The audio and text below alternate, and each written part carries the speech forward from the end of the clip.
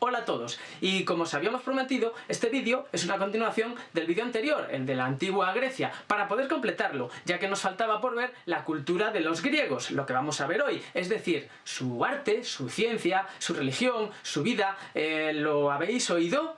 Hemos oído, te oímos muy bien. Too sexy for my love, too sexy for my love, love's going to leave me. ¿Qué?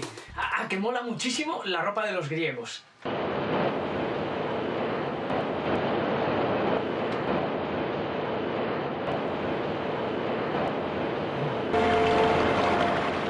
La cultura griega es una de las bases de nuestro pensamiento y de nuestra cultura actual en Occidente. Los griegos desarrollaron las artes y las ciencias con aportaciones propias y también acercándonos innovaciones de pueblos más lejanos. Χρόνια και χρόνια μας παίρναν τα αρχαία μας. Μετά μας πήραν και τις Ολυμπιάδες μας. Τώρα θέλουν να πάρουν και το γιαούρτι μας. ¡No les deis nada! ¡Arrebatádselo todo! Dentro de las ciencias de los griegos podemos destacar su medicina, con Hipócrates, que nos dejó su famoso juramento médico, el juramento hipocrático.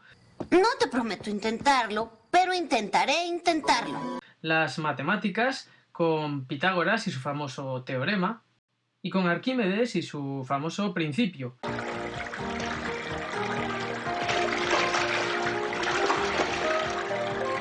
¿Qué piensas? ¿Qué te propones, Arquímedes? ¡Eureka! ¡Lo encontré! ¡Eureka! ¿Quién es ese? ¿Qué hace corriendo desnudo por la calle? Es Arquímedes, el hijo de Fidias. Está loco. ¿Ya sabes cuál es el principio de Arquímedes? Como dice el chiste, el principio de Arquímedes es Arc. ¡Qué malo!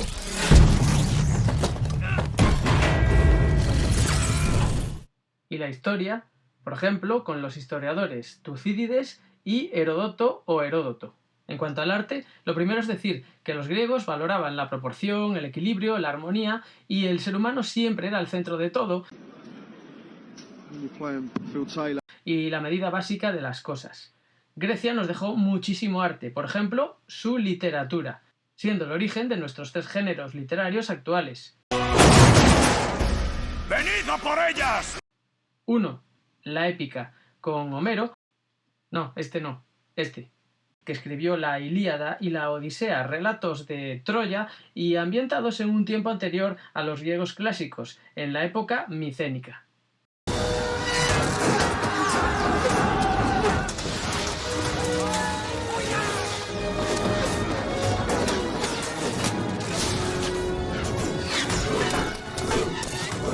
Dos. El teatro, que era muy popular. Era de dos tipos: las tragedias, que iban sobre todo de la entretenida vida de los dioses, y destacaban autores como Esquilo, Sófocles y Eurípides, menudos nombrecitos. ¡Hasta el otro lado de esa colina y más allá! Y por otro lado, las comedias, que eran muy críticas y satíricas, y donde destacó Aristófanes. Madre mía, Grecia, qué cultura, ¿eh? O sea, es que lo flipé en colores. La cuna de la civilización. Dios, será cuna por el sueño que da, porque vamos... Y 3. La lírica, con poetas como Safo y Píndaro. Se llamaba lírica porque la poesía se componía precisamente para ser interpretada junto con el sonido de una lira, lo que nos lleva a otro arte que practicaron los griegos, la música.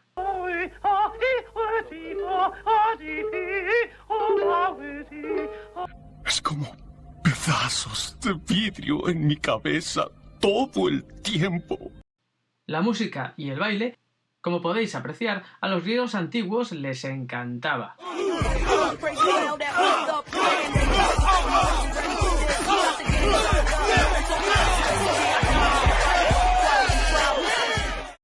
Y a los actuales también.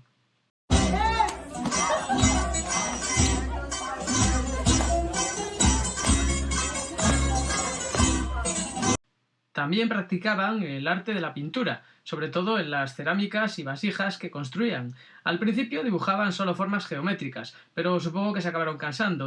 Estoy cansado, jefe. Y después, en el siglo VI a.C., empezaron a pintar figuras humanas negras en fondos rojos.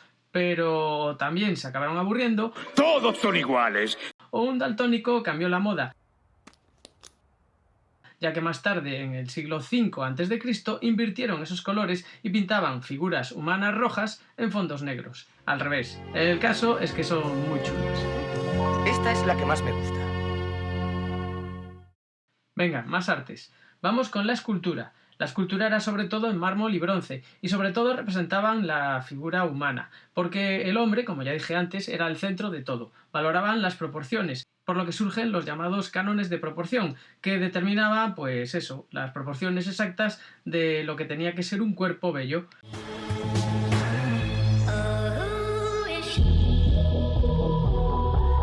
La escultura, como la pintura, fue evolucionando y cambiando según la etapa. Y así, dentro de la escultura tenemos las siguientes 3 etapas.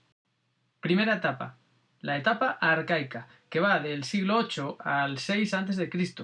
La escultura representa figuras de hombres, llamados kuroi, y figuras de mujeres, llamados korai. Son esculturas rígidas, sin movimiento, vistas de frente, con claras influencias egipcias, muy inexpresivas, aunque se llegó a representar la llamada sonrisa arcaica, una ligerísima expresión de felicidad en la cara. Sonrían, miren, así. Segunda etapa, la etapa clásica, del siglo V al IV a.C. La escultura gana en más proporción y armonía, y sobre todo en más movimiento, pero se mantiene el equilibrio, la serenidad, la tranquilidad y la elegancia. Destacaron grandes escultores como Mirón, Polícleto, Fídias, Lisipo y Praxíteles, nombres preciosos para poner a tus hijos.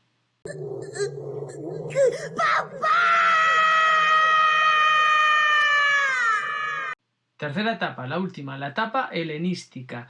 Los temas son muy variados y ya no es una escultura serena, al contrario. La escultura tiene más realismo, está llena de detalles, con mucho más movimiento incluso, que llega a ser violento y de gran emoción, representando la tristeza, el dolor, la tensión. Y vamos ahora con la arquitectura. Los griegos eran buenos arquitectos, aunque no empleaban bóvedas ni arcos, es decir, sus cubiertas eran planas, lo que se llaman arquitrabadas, destacando las columnas como soportes. Sus construcciones eran de 3 tipos u órdenes. Podían ser, por tanto, de tipo u orden dórico, jónico o corintio. ¡Basta ya! Diferenciándose en distintas características, pero sobre todo en las columnas que empleaban. Pero esto requeriría una explicación más larga que dejaremos para otro vídeo aparte más adelante. Dentro de la arquitectura tenemos por un lado los edificios civiles, donde destacaban los teatros, construidos sobre todo en las laderas de las montañas o colinas, aprovechando la inclinación para colocar en ellas las gradas.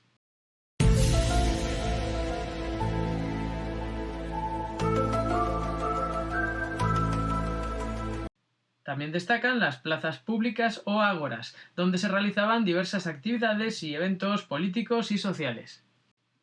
Y por otro lado estarían los edificios religiosos. Los templos eran preciosos, con formas rectangulares y normalmente se dividían en 2 o 3 espacios o estancias. Se dedicaban a un dios o diosa en concreto, del cual se ponía una gran estatua en su interior. Se decoraban más que nada por fuera, con bonitos relieves, ya que realmente no se construían para que la mayoría de las personas entrase en ellos. Esto tal vez le parezca una locura, puesto que las celebraciones religiosas eran al aire libre.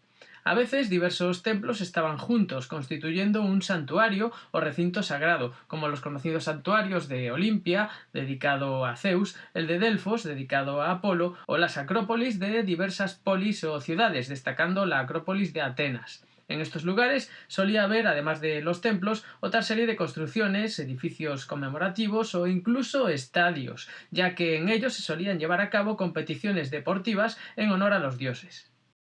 Honor a Zeus. Como cada 4 años, desde el 776 antes de nuestra era, se van a celebrar los Juegos Olímpicos. Y esto nos lleva a otro aspecto importante en la vida de los griegos, el deporte. Ellos inventaron los gimnasios y también las olimpiadas, que paraban incluso las guerras, estableciéndose una tregua mientras durasen los juegos. Y esto de las olimpiadas merecería otro vídeo aparte, que queda para más adelante. Madre mía, se nos van acumulando demasiados.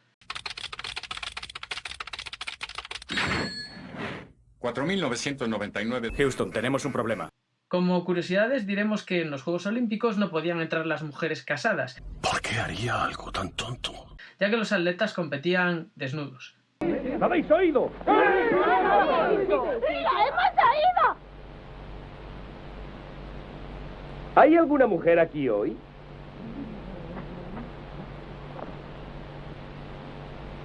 Continúo. Otra curiosidad es que nos dejaron muchas disciplinas deportivas que aún hoy se disputan, como la lucha, el salto de longitud, los lanzamientos de disco y de jabalina o diferentes tipos de carreras. Con que tú eres un campeón olímpico, ¿eh? ¡Qué interesante! Y ya que hemos hablado varias veces de sus dioses, vamos a pararnos ahora un poco en la religión. La religión de los griegos no tenía sacerdotes como tal. Eran politeístas, es decir, que tenían muchos dioses. ¡Blasfemia! Su religión no implicaba en sí misma principios morales ni obligaciones éticas que cumplir. Los dioses eran antropomorfos. Es decir, con cuerpo y aspecto humano y con una historia y forma de ser propias. Y los seres humanos no les importábamos absolutamente nada, la verdad. Excepto si les hacíamos sacrificios de animales, ahí sí. No olvides agradecer a los dioses por nuestra victoria con el sacrificio de algún animal. ¡Olvídalo! Sacrificar animales es bárbaro. Que los esclavos asesinen a los heridos. Ahí sí podían concederte alguna petición o favor, o si les dedicabas alguna fiesta o ceremonia, ahí también. Sin sacrificio, le enseñaremos a ese mortal a no burlarse de los dioses. ¡Enseguida! Ebrio idiota, destruiste a la Atlántida. Aquí destacaban los cultos panhelénicos, en honor del dios Apolo y realizados en el famoso oráculo de Delfos. ¡Genial! Voy a pedir un deseo. La consulta al gran mago Sol, 25 centavos. Los dioses más importantes vivían en el monte Olimpo, que era como una especie de urbanización de ricos. Vamos ahora a intentar construir un entrañable álbum familiar de las divinidades más importantes. Primero fueron los Agus, el abuelo Cronos, dios del tiempo, siempre puntual, y la Yaya Rea, diosa de la fertilidad. ¡Ay, ahora ya entendí! Y Cronos y Rea, estos dos tortolitos, se enamoraron y se casaron y tuvieron varios hijos. Yo soy tu padre. Como Zeus, el más importante de todos, el padre de los dioses y dios del rayo. ¿Zeus? Sí, Zeus, como el padre de Apolo, el del Monte Olimpo, el de no me toques la que te meto un rayo por el ¡Zeus! Pero Cronos y Rea también tuvieron otros hijos, donde destacamos al tío Poseidón, que era el dios del mar. Poseidón, encárgate de Odiseo. Sí, lo enviaré muy lejos de su destino. Y al Tito Hades, dios del infierno, que no era el alma de la fiesta, precisamente.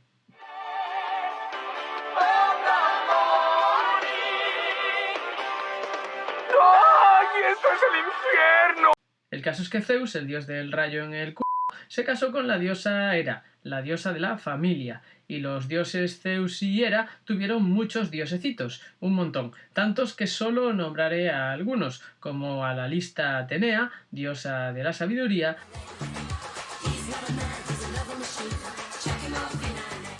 al presumido Apolo, dios de la belleza, o al Fiestas de Dionisio, dios del vino, ya ves. Antes eras divertido. ¿Dónde está el Zeus que solía convertirse en vaca y perseguir a las doncellas? Ha madurado. Imítame. Y dentro de toda esta mitología griega, que después recogerán los romanos, Caballero zodiaco, cuando lanzan su ataque, entonando fuerza su cambio. habría que meter también a los semidioses, que eran hijos de un dios o diosa o ser mitológico con una persona normal de carne y hueso como tú y como yo. Dos ejemplos de semidioses son los conocidos Hércules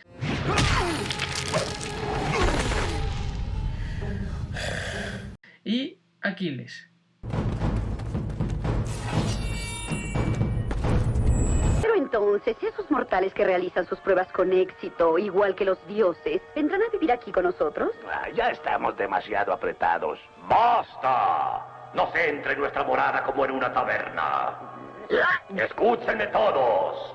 Y por último, no podemos dejar de hablar de tres cosas que les flipaban a los griegos. La política, de la que ya hablé en un vídeo anterior de Grecia.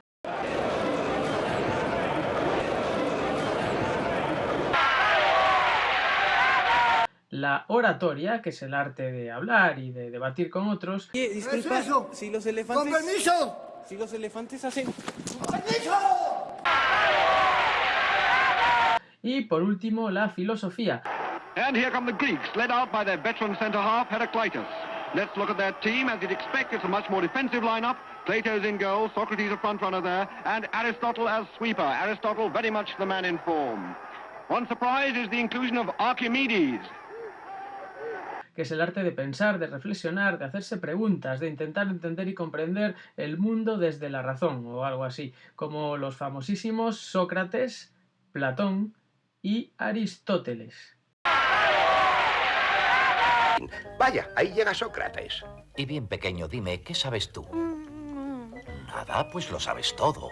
Si sabes que no sabes nada, créeme, pues es la base de la sabiduría. Se cuenta que eran apasionantes los debates entre dos oradores y filósofos opuestos.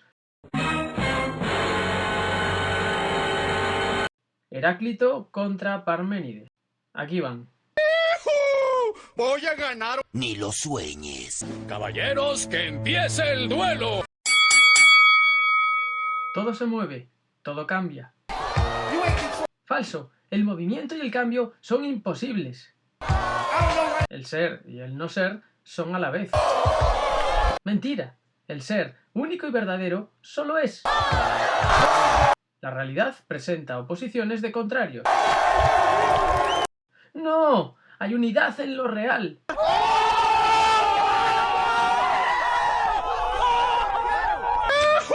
¡Gané! Bueno chicos, como nosotros no somos de esos youtubers que suplican y mendigan likes y suscripciones, por favor, likes y suscripciones, por favor.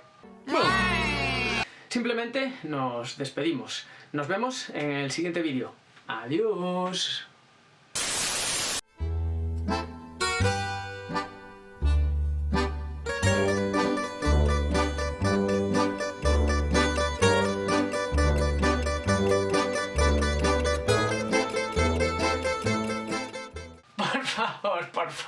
Por favor. Empiezan a molestarme y eso no lo toleraré.